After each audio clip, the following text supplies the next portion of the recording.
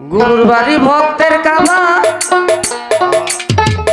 যে করেছে জিয়ারত